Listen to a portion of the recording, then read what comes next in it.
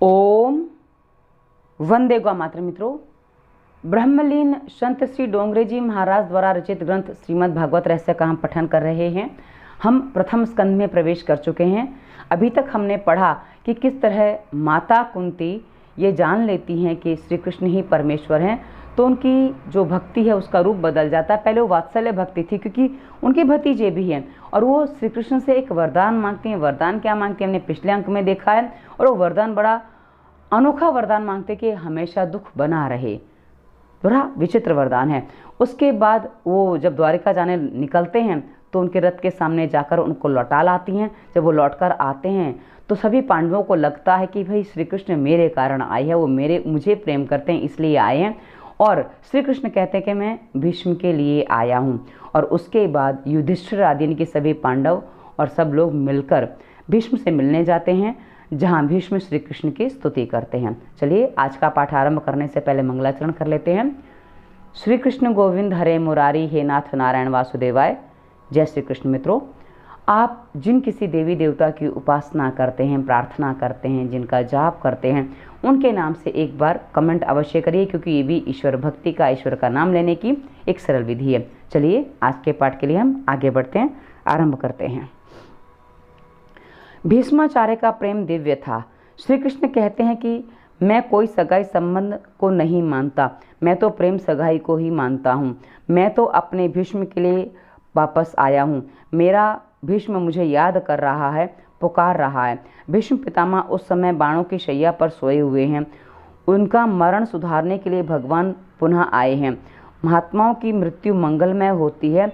संतों का जन्म अपनी तरह सामान्य ही होता है, अतः मृत्यु की जन्मतिथि, संतों की जन्मतिथि का उत्सव नहीं मनाया जाता, किंतु संतों की मृत्यु मंगलमय होती है, पुण्यमय होती है, अतः उनकी पुण्यतिथि यानी कि मृत्यु की तिथि मनाई जाती है।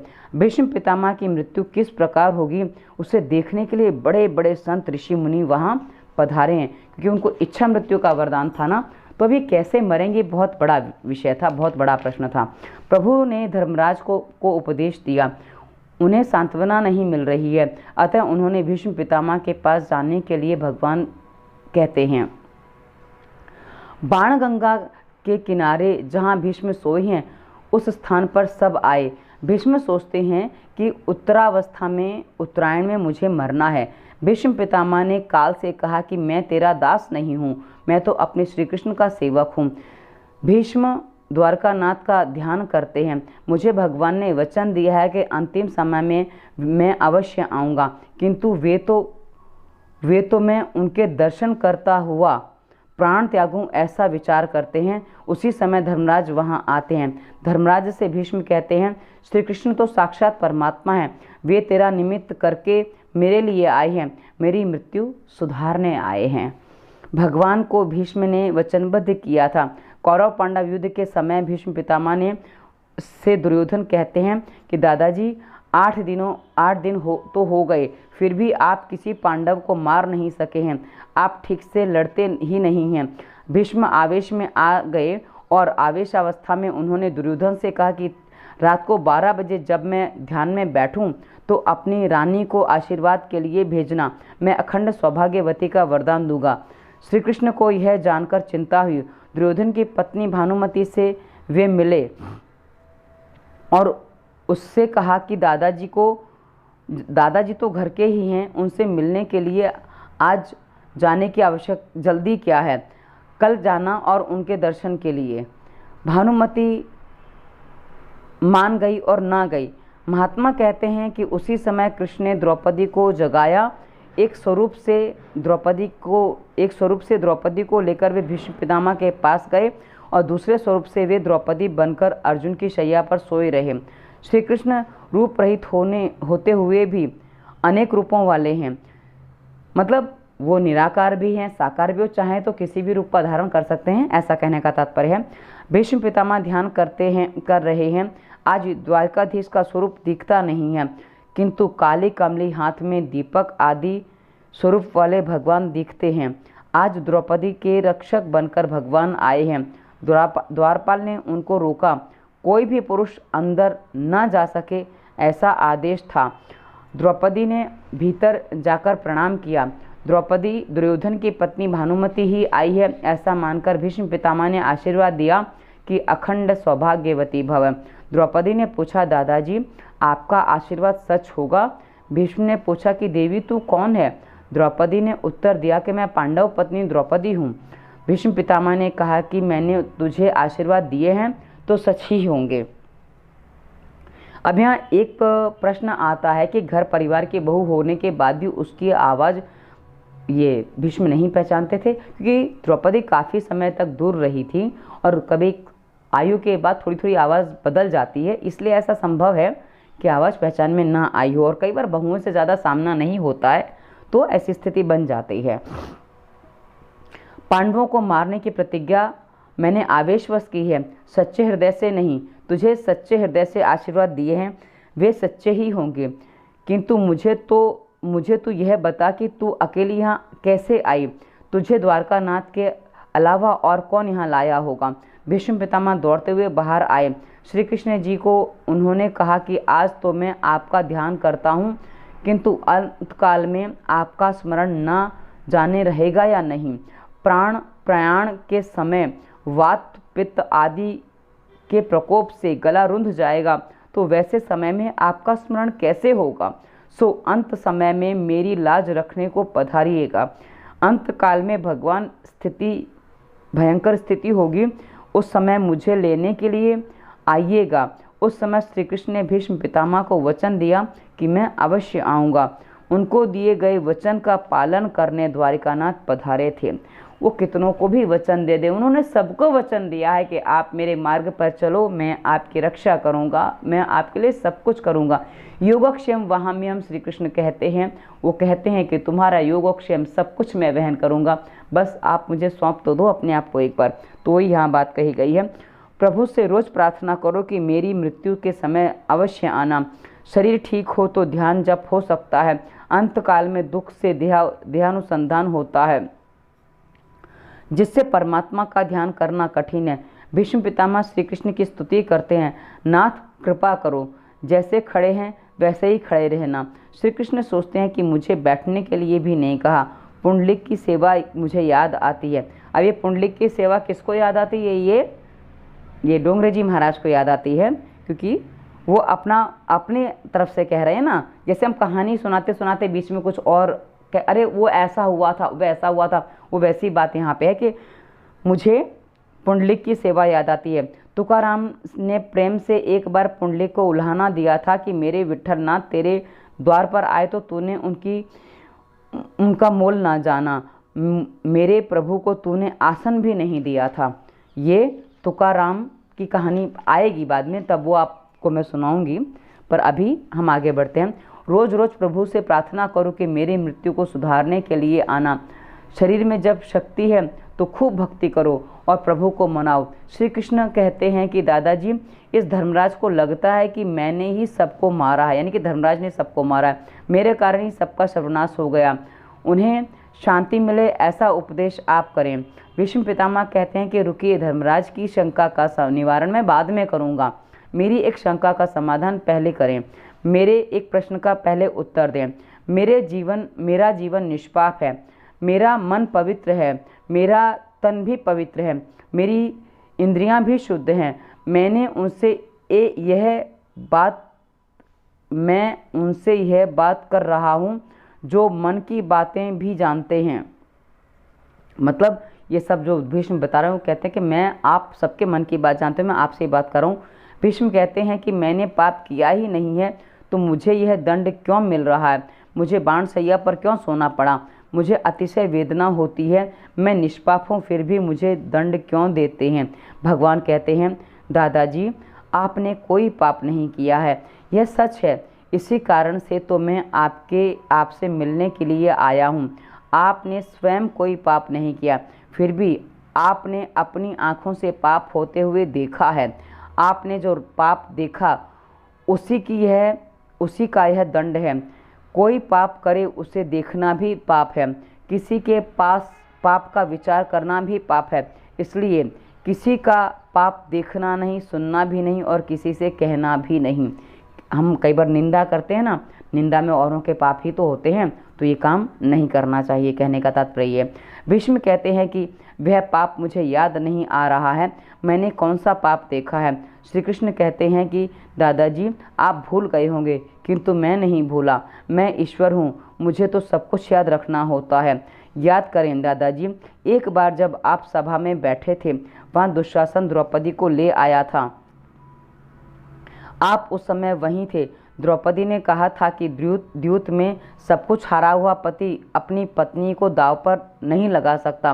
दुर्योधन ने कहा था कि अब द्रौपदी दासी बनी है, उसे निर्वस्त्र करो। उस समय द्रौपदी ने आपसे कहा था कि हारे हुए पति को अपनी स्त्री दांव पर लगाने का अधिकार नहीं है। दादाजी आप न्याय करें कि मैं जीता हूँ या अजीता, यानी कि मैं जुए में हारी हुई हूँ या नहीं हारी हूँ।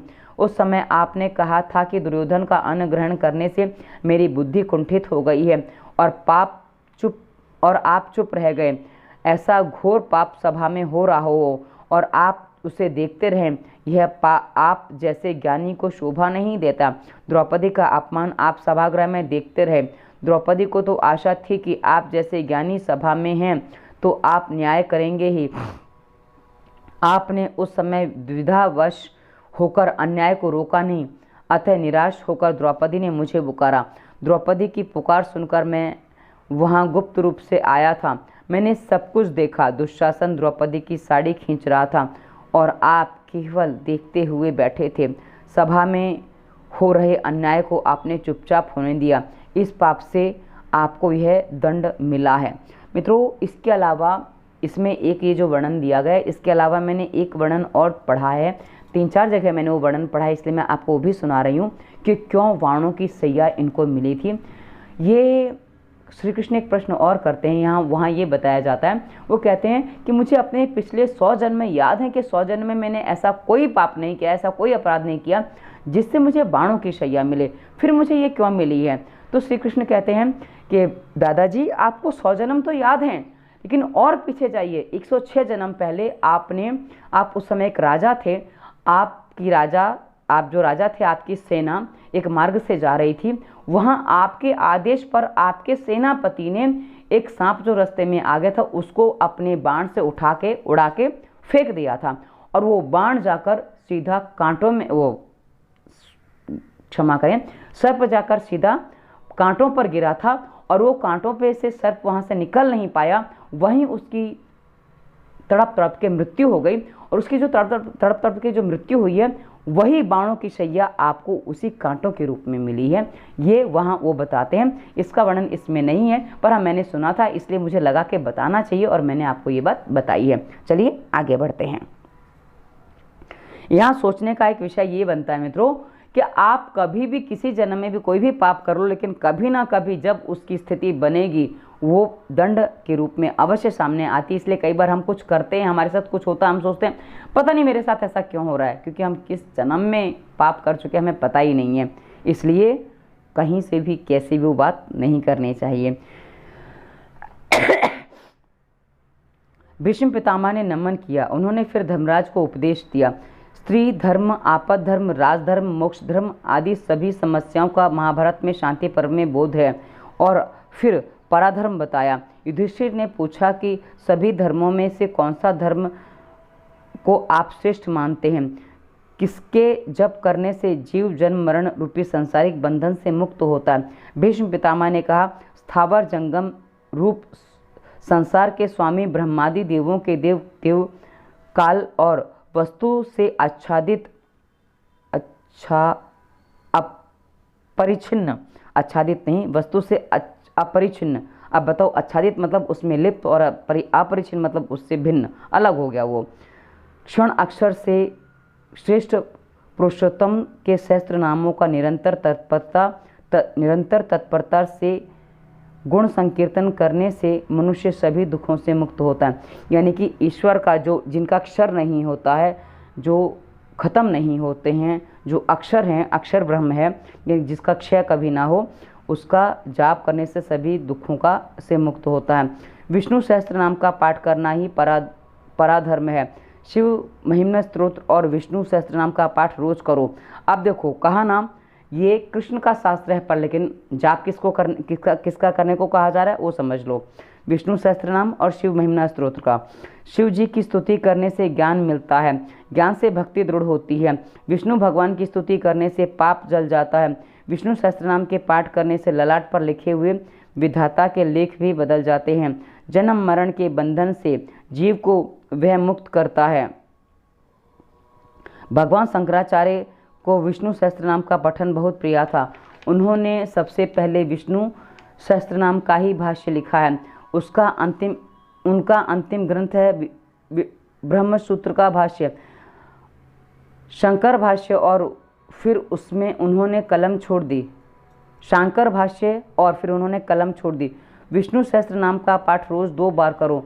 12 वर्ष ऐसा करने से फल अवश्य मिलेगा। यहाँ 12 दिन 12 घंटे का लोगों को क्या कहते हैं, उनकी हिम्मत नहीं होती, उनका सब्र नहीं होता। ये 12 सालों की बात करते हैं, क्योंकि आजकल सबको बहुत जल्दबाजी है, इसलिए ये बात है। क्योंकि हमारे शास्त्र धैर्य सिखाते हैं, क्योंकि हमारे यहाँ धैर्य से ही सब कुछ होता है। कहा ना, धीरे धीरे रे मना धीरे सब कुछ होए, माली सींचे 100 घड़ा रुत आए फल होए। किंतु आजकल रुत आने के पर फल होने की प्रतीक्षा लोग नहीं करते हैं। इंजेक्शन देके जल्दी बड़ा करके गड़बड़ कर देते हैं, उसके परिणाम शरीर में भी आते हैं। एक बार रात को सोने से पहले पाठ करो, इसमें दिव्य शक्ति है। ललाट पर लिखे गए लेखों को मिटाने और बदलने की शक्ति इसमें है। गरीब आदमी विष्णु याग को कैसे कर सकता है, परंतु वह विष्णु सहस्त्र नाम का 15,000 पाठ करे तो उसे एक विष्णु याग का पुण्य मिलता है। भोजन की भांति भजन का भी नियम होना चाहिए। 12 वर्ष तक नियम पूर्वक सत्कर्म करो, फिर अनुभव होगा कि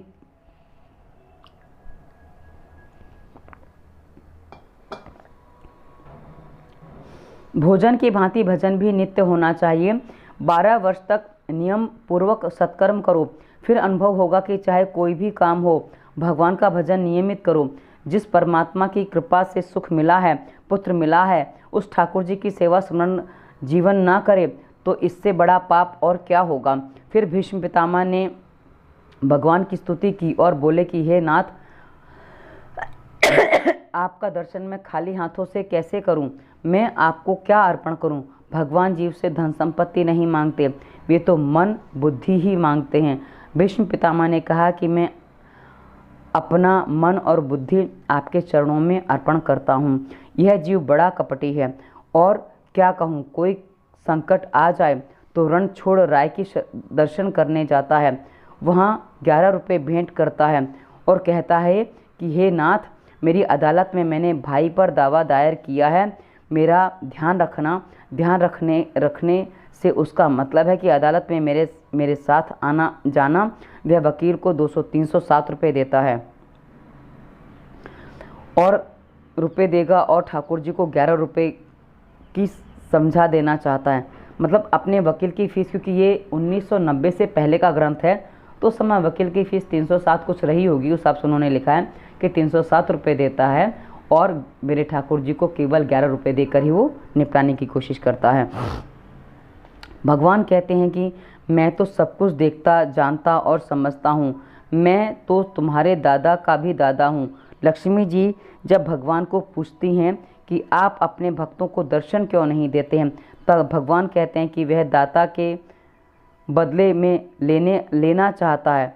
वह भी तो देखो, भगवान को तो तुम अपना मन, अपनी बुद्धि, अपना हृदय अर्पित करो।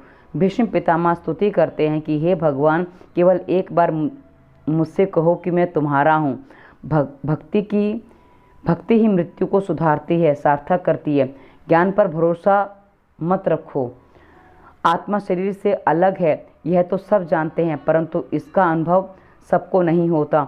दुख होता है तब मन में देहाध्यास होता है। देहावसान के समय 20 करोड़ बिच्छुओं के डंक की वेदना होती है। भक्ति मृत्यु को सुधारती है। कई बार ज्ञान मृत्यु को बिगाड़ता है। ज्ञान मृत्यु कैसे बिगाड़ता है? क्योंकि ज्ञानी व्यक्ति कई बार भक्ति करना भूल जाता है, क्योंकि उसको ज्ञान का अहंकार इतना हो जाता है कि वो भक्ति करता ही नहीं है। तो ऐसे अवस्था में वो ज्ञान मृत्यु को बिगाड़ देता है। भीष्म पितामह ज्ञान पर भरोसा नहीं करते थे, वे भगवान की शरण में गए। वे भगवान से कहते हैं कि मैं आपकी शरण में आया हूँ। वे ऐसा नहीं कहते हैं कि वे ब्रह्म रूप हैं, वे तो कहते हैं कि मैं आपका हूँ, आपकी शरण में आया हूँ। भगवान उन्हें कुछ उल्हाना देते हैं। वे कहते हैं कि मैं आपको अपना कैसे मानूं? आपने तो अर्जुन को पर भी बाण चलाए हैं, अपने भक्त पर चलाए गए बाणों को मैं कैसे भूलूं?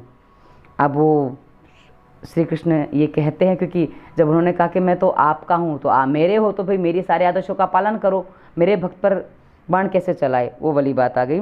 भीष्म कहते हैं कि यह सारा जग जानता है कि पांडवों पर मेरा कितना प्रेम है, और आप भी तो यह जानते हैं। युद्ध में मेरा शरीर कौरवों के पक्ष में था, किंतु मेरा मन तो पांडवों के पक्ष में ही था। पांडवों पर मैं बाण तो चलाता था, पर मैं यही चाह रहा था कि विजय पांडवों की हो। जयो तु पांडु पुत्राणाम, मतलब पांडु पुत्रों की जय हो, यह बोलकर मैं बाण चलाता था। ऐसा बोलकर ही मैं बाण छोड़ता था। श्री कृष्ण कहते हैं कि फिर भी आप शरीर से तो पांडवों के पक्ष में नहीं थे, आपने कौरवों के पक्ष में रहकर मेरे पांडवों के साथ युद्ध किया है। आप जब मन से पांडवों के साथ थे, तो फिर तन से पांडवों के साथ क्यों ना रहे? भीष्म पितामह कहते हैं कि हे प्रभु, मैं उस समय आपके दर्शन करना चाहता था। आप कई बार क्या होता है ना, जब हम कहीं फंस जाते हैं, हम कैसे बहाने बनाते हैं, तो ये कुछ वैसा ही रूप आ जाता है कि मुझे पढ़ते समय यही समझ में आया था कि कैसे बहाना बनाया भीष्म ने। आप अर्जुन के रथ पर थे, मैंने सोचा कि यदि मैं पांडवों के पक्ष में रहूँगा तो सामने से आपके दर्शन कैसे करूँगा। आप सतत दर्शन करने के लिए करते रहें, आपका सतत दर्शन करते रहने के लिए मैं पांडवों के विरुद्ध कौरवों के पक्ष में जा मिला। पांडवों के पक्ष से लड़ता तो आपके दर्शन में अच्छी तरह से नहीं कर पाता। भीष्म जी स्तुति करते हैं, क्योंकि ये प्रकरण ही है भीष्म जी की स्तुति। जिसका शरीर त्रिभुवन सुंदर और नीलकमल जैसा है, नीलवर्ण जिसके तन पर सूर्य किरण सा श्रेष्ठ पीताम्बर शोभित है, और मुख पर कमल के समान उलझी हुई लटें बिखरी हुई हैं, ऐसे अर्जुन सखा श्री कृष्ण में मेरी निष्कपट भक्ति हो, प्रीति हो। पार्थ सखे रतिर्मास्तु, ऐसे स्वरूपवान पार्थ सारथी को रोज अपने सम्मुख रखो, क्योंकि श्री कृष्ण पार्थ के सारथी थे। आप सोचिए ना कि अपना रथ भी श्री कृष्ण ने तो चलवा लिया, ये अर्जुन ने चलवा लिया श्री कृष्ण से। इंद्रियों के घोड़े को भगवान को सौंप दो। शरीर रथ है, इंद्रियां घोड़े हैं। अब आप जो कहा ना पांडवों का वर्णन जो संसार में देखा, अब इस शरीर में ये पांडव कैसे हैं वो देखिए, क्योंकि मैंने आपको पहले अंक में बताया था कि ये जो भागवत कथा ये पूरा ये दिखाती कि जो ब्रह्मांड में वही इस पिंड में है, तो हर पात्र आपको इस पिंड में भी ये भागवत सिद्ध करके देगी। आगे बढ़ते हैं। इंद्रियां घोड़े हैं, अपनी निष्काम बुद्धि और मन आपको अर्पित करता हूँ। मति रूप कल्पिता वितृष्णा, मति रूप कल्पिता वितृष्णा मन को केवल भगवान को ही देने की वस्तु है। फिर भी जगत में कोई स्त्री को मन देता है, कोई पुरुष को मन देता है। भगवान तो कहते हैं कि तुम अपना धन आदि नहीं, किंतु मन ही मुझे दो। भगवान कृष्ण सोचने लगे कि वयोवृद्ध भीष्म पितामह बहुत समझदार हैं, कितना मीठा बोलते हैं। यह जीव जब ठाकुर जी को अपना अर्पण सब कुछ अर्पण करता है तो उन्हें बहुत बड़ा संकोच होता है। भगवान आगे सोचते हैं कि युद्ध के समय भी भीष्म पितामह की विलक्षण मूर्ति मुझे याद आती है। उनके मुख पर बिखरी लटें घोड़ों के पांव से उड़ती हुई धूल से मटमैली हो रही थी, और मुख पर पसीने की छोटी छोटी बूंदें झलक रही थी। सुंदर कवचधारी श्री कृष्ण के प्रति मेरा शरीर, अंतःकरण और आत्मा समर्पित हो गए। प्रभु से प्रार्थना करो कि मेरे शरीर रथ का आप विराजे, मेरे शरीर रथ पर द्वारिकाधीश विराजे हैं, ऐसा भाव मन में करो। मेरी इंद्र रूपी घोड़े अंकुश में ना रहे तो प्रभु उनको तुम अंकुशित कर देना। मैंने धुरा आपके हाथ में रख दिया। धुरा यानी कि जो लगाम होती है, जिसे लगाम कहते हैं, हिंदी में उसको धुरा कहते हैं, उसे उर्दू में लगाम कहते हैं। मेरी इंद्रियों को वश में रखना, मेरा रथ सकुशल पार कर दो। प्रभु की शरण ग्रहण करने वाले का भी प्रभु की शरण ग्रहण करने वाले का ही मरण सुधरता है। हे नाथ, जगत में आपको मेरी प्रतिष्ठा कितनी बढ़ा दी, मुझे कितना सम्मान दिया। मेरी प्रतिज्ञा रखने के लिए आपने अपनी प्रतिज्ञा छोड़ दी। अब जब वो महाभारत का युद्ध होता है ना, तब श्री कृष्ण वो चक्र उठा लेते हैं, मतलब रथ का पहिया, उसकी बात आ रही है। श्री कृष्ण ने महाभारत के युद्ध में कोई रथ भी अस्त्र शस्त्र धारण न करने की प्रतिज्ञा की थी। भीष्म ने कहा कि मैं तो गंगा पुत्र हूँ, मैं तो ऐसा युद्ध करूँगा कि श्री कृष्ण को अस्त्र शस्त्र धारण करने ही पड़ेंगे, मैं उनसे हथियार चलवा कर ही रहूँगा। भीष्म के बाणों से अर्जुन मूर्छित हो गया, फिर भी वे बाणों की वर्षा करते रहे। कृष्ण ने सोचा कि यदि भीष्म बाण चलाते रहेंगे तो मेरे अर्जुन की मृत्यु हो जाएगी, महा अनर्थ होगा। मेरी प्रतिज्ञा चाहे टूट जाए। भगवान रथ से कूद पड़े। सिंह की भांति दहाड़ते हुए वे रथ चक्र लेकर, यानी कि रथ का जो चक्र यानी कि पहिया होता है, उसे लेकर भीष्म की ओर दौड़ पड़े। भीष्म ने उसी समय कृष्ण को नमस्कार किया और भगवान का जय जयकार किया। भक्तों की प्रतिज्ञा पूरी करने के लिए भगवान अपनी प्रतिज्ञा छोड़ देते हैं, क्योंकि हम कई बार कहते हैं ना कि विधि का विधान भी बदलता है। विधि का विधान तब बदलता है जब किसी सच्चे भक्त की सेवा आप कर दो, पर वो सच्चा भक्त होना चाहिए। ठाकुर जी की यह भी एक लीला है। भगवान भक्तों का पूरा सम्मान करते हैं। वे मानते हैं कि मेरी चाहे पराजय हो जाए, पर भक्तों की विजय ही होनी चाहिए। भीष्म कहते हैं कि मेरी और कृष्ण दोनों की प्रतिज्ञा पूरी हुई। उस समय भगवान के दो रूप में एक साथ देख रहा था। एक स्वरूप रथ पर विराजित था और दूसरा रथ से कूदकर चक्र लेकर दौड़ रहा था। अर्जुन मूर्छित होने से रथ को कहीं गड्ढे में ना गिरा दें, ऐसा सोचकर भगवान का एक स्वरूप रथ संभालता था, और उस रूप ने कोई भी शस्त्र धारण नहीं किया था। भीष्म अत्यंत भयंकर हैं। भयंकर कौन है? मन ही भयंकर है। अब ये पुनः, पहले इंद्रियों का आया था कि हमारे शरीर में कैसे है, अब ये पुनः आ रहा है। भीष्म अर्थात भयंकर है। भयंकर कौन है? मन ही भयंकर है। अतः भीष्म का अर्थ है मन। भीष्म का क्या अर्थ है? मन। अर्जुन है जीवात्मा। हमारे शरीर में कैसे सिद्ध होता है वो समझ लीजिए। अर्जुन है जीवात्मा। मन आवेशयुक्त तो होने पर संकल्प विकल्प करता है, बहुत करता है। मन हर संकल्प विकल्प के बाणों की बौछार करता है। मन, जब हम कंफ्यूज होते हैं, ये करूं कि वो करूं कि वो करूं कि वो करूं, न जाने कितने बाण छोड़ देता है, वो बात कही गई है। अतः जीव रूपी अर्जुन घायल होता है और मूर्छित हो जाता है। ईश्वर जब मन को मारने लगते हैं तभी वह अंकुशित होता है। भगवान मन को सुदर्शन चक्र से मारने आते हैं तब मन शांत होता है। जीवात्मा जब परमात्मा की शरण में जाता है तो मन को वे शांत करते हैं। यानी कि मन को जब ईश्वर की शरण में लगाओ तो मन संकल्प विकल्प करना छोड़ दे तो यह मन आत्मरूप में तदाकार हो जाता है, तभी जीवन को शांति मिलती है। आपने सुना होगा कि आपकी जितनी कम इच्छाएं होंगी उतनी इच्छाओं की पूर्ति अधिक होगी। इसलिए संकल्प विकल्प मतलब वो अनेकों इच्छाएं। जो स्तुति भीष्म जी ने की थी वह अनुपम है, वह स्तुति कंठस्थ करने योग्य है। इसे भीष्म